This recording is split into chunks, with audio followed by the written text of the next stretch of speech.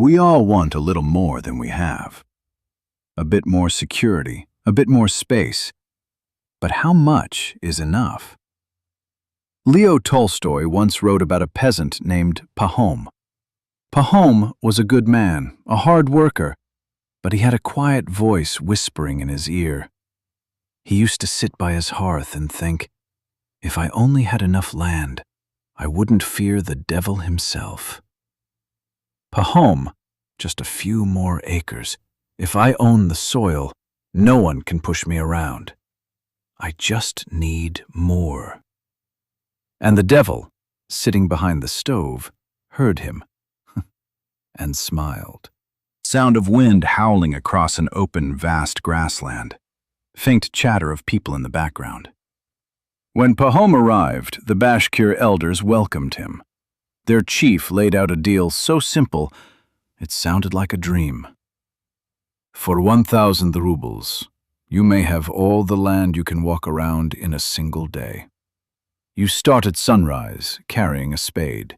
Dig a little hole at every turn to mark your boundary. But there is one condition. You must return to the exact spot you started before the sun sinks below the horizon. If you fail by even 1 second, your money is lost and you get nothing. Pahom, a whole day. I can walk 30 miles in a day.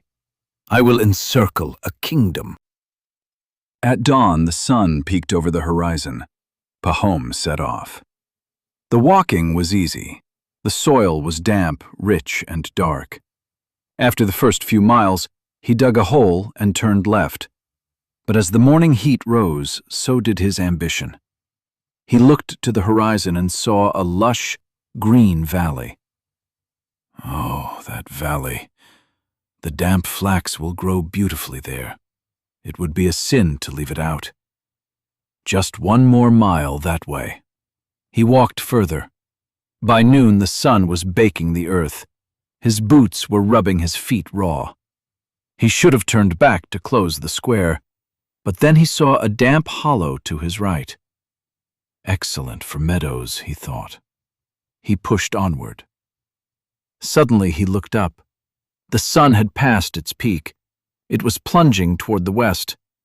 Pahom looked back toward the starting hill. The people there looked like tiny ants. Panic struck him like a physical blow. He had gone too far. Pahom, too far.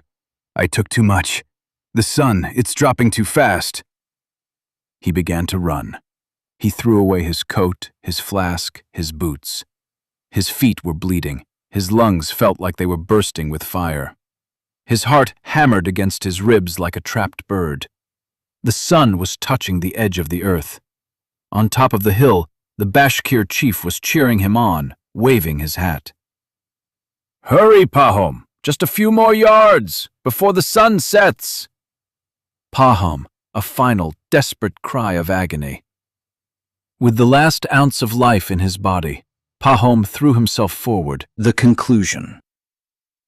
The chief reached down to help him up, but Pahom didn't move. Blood was trickling from his mouth. His heart had given out from sheer exhaustion. He was dead. His servant picked up the very spade Pahom had used to mark his kingdom. He dug a simple, narrow trench in the dirt, 6 feet from head to heel. That was all the land Pahom needed.